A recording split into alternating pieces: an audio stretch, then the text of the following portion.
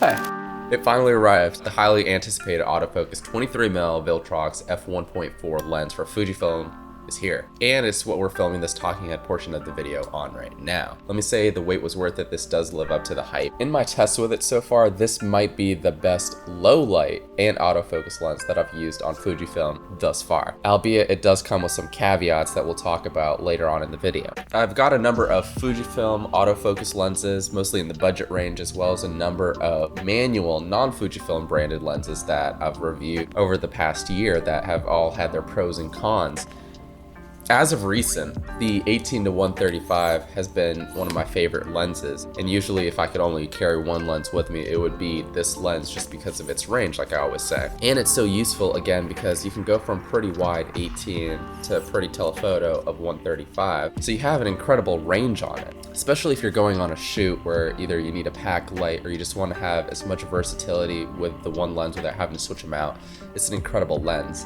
However, it falls short in that low light, it's not very good. It's not that sharp, and it doesn't create that great of depth of field all that easily. This 23mm prime is beautiful, and we'll get into the details of it, but it can't really replace a lens like this. Instead, it nicely replaces the 35mm f2 Fujifilm lens that I recently sold a couple months back. That used to be my go-to cinematic lens. Anytime I wanted to make something look really beautiful or I wanted to take nice portraits, it was a very small, compact lens that produced fantastic results. But it fell short in a couple ways that I explained before, mostly with its unreliable autofocus, which at the time I thought it mostly had to do with Fuji's cameras itself as opposed to the lens being unreliable.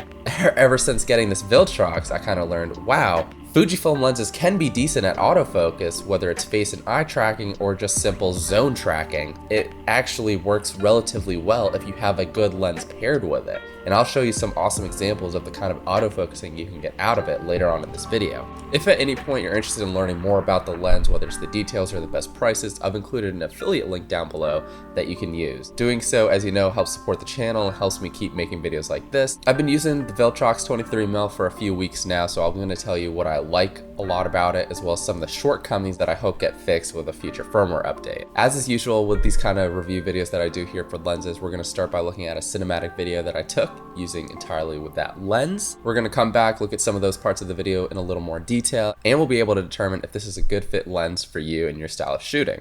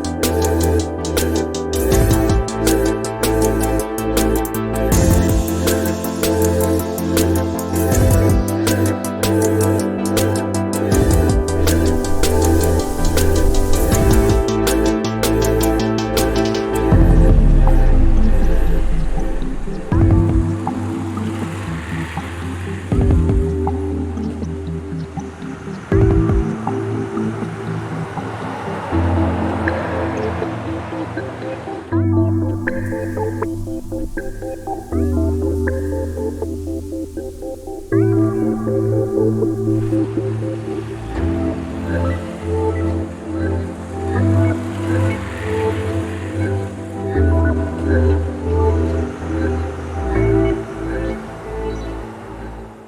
let me start off by saying it's been a very long time since I've actually enjoyed using autofocus on Fujifilm's cameras.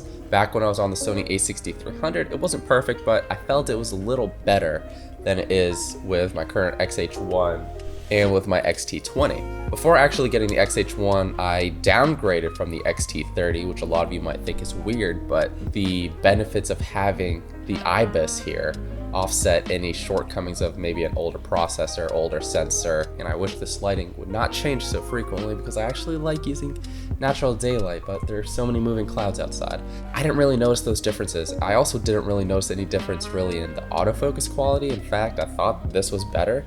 It just goes to show just how hit or miss the autofocus system with Fujifilm cameras can be. That said, this Viltrox really changes the game for me as a videographer, and I feel like I can actually start to rely more on it. Even though in general, when I have the ability to stand behind the camera, I'm going to be in manual focus, especially since getting the Mozo wireless eye focus pull system, which uses gears on your lens to wirelessly control focus. So specs. Its focal range is 23mm, which has an equivalent focus range of about 35mm. It's got a viewing angle of 63.4 degrees. Its aperture goes from f1.4 all the way to f16, with a minimum focus distance of about 16 inches. It weighs about 260 grams, which is a little over half a pound. It's got internal focus, and interestingly, it says it supports in-camera image stabilization. I came into this review of the Viltrox F1.4 with kind of mixed expectations. I never really heard of Viltrox before, and I've definitely never tried out any of their lenses, so I didn't really know what to expect as far as quality. Some notes on the cinematic we saw with that lens. I applied a custom LUT, which was going kind of for a moodier, darker,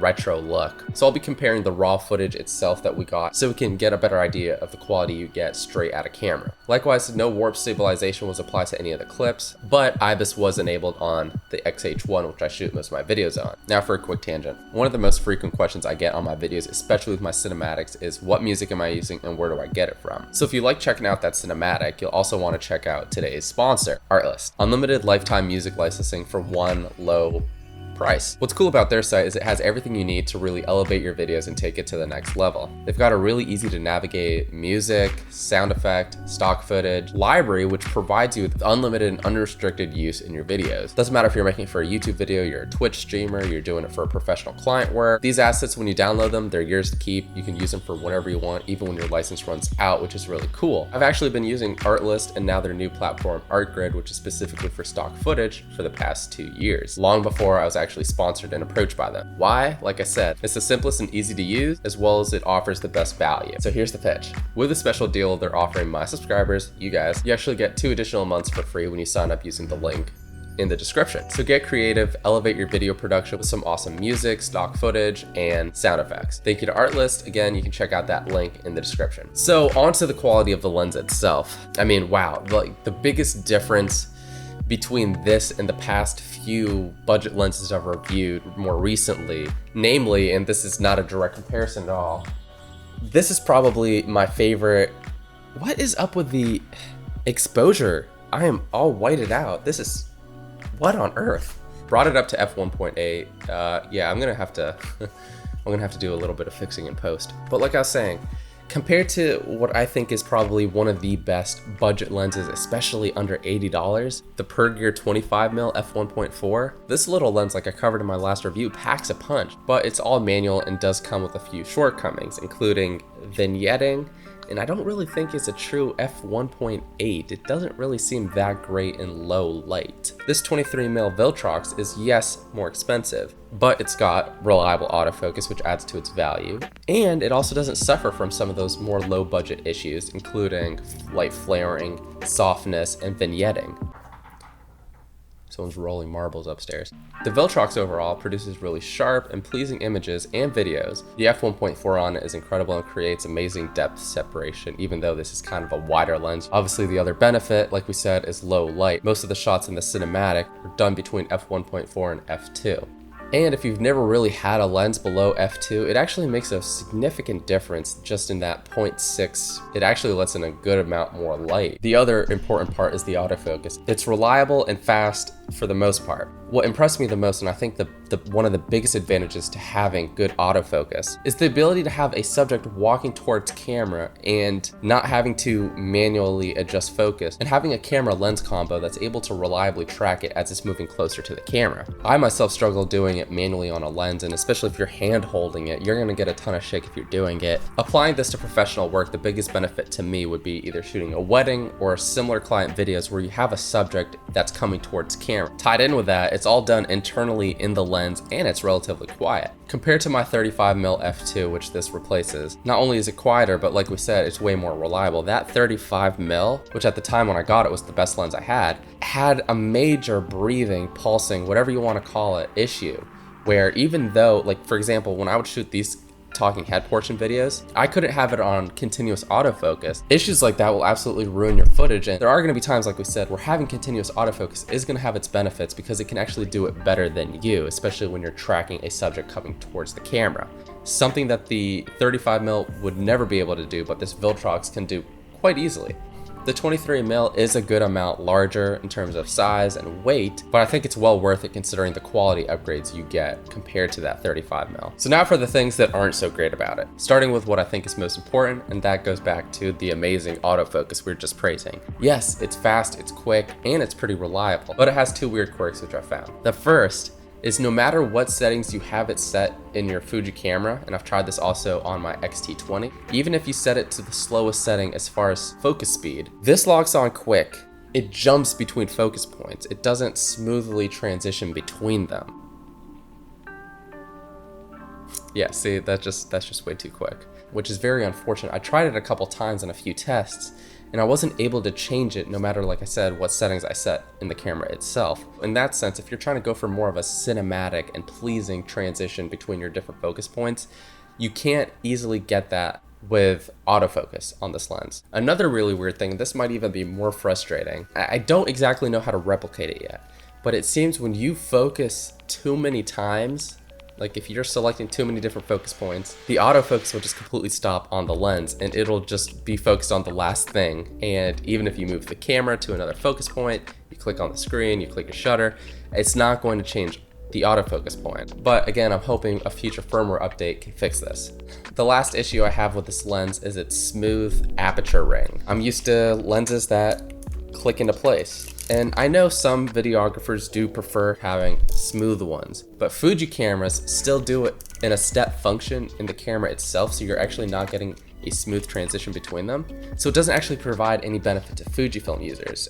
Just the way I film, like the way I hold the camera and lens, it's so smooth on that Viltrox that I was frequently accidentally changing my aperture without realizing it. Obviously something like that is not the end of the world, but it's something that I have to get more used to as I'm shooting. But I think that sums up my experience with it so far. I really like the lens, and I think there's still a good amount of room for it to improve just with software, because like I said, if it could just transition between focus points a lot smoother, as well as not stop focusing as well, I think at its price point of under $350, it would be the perfect lens.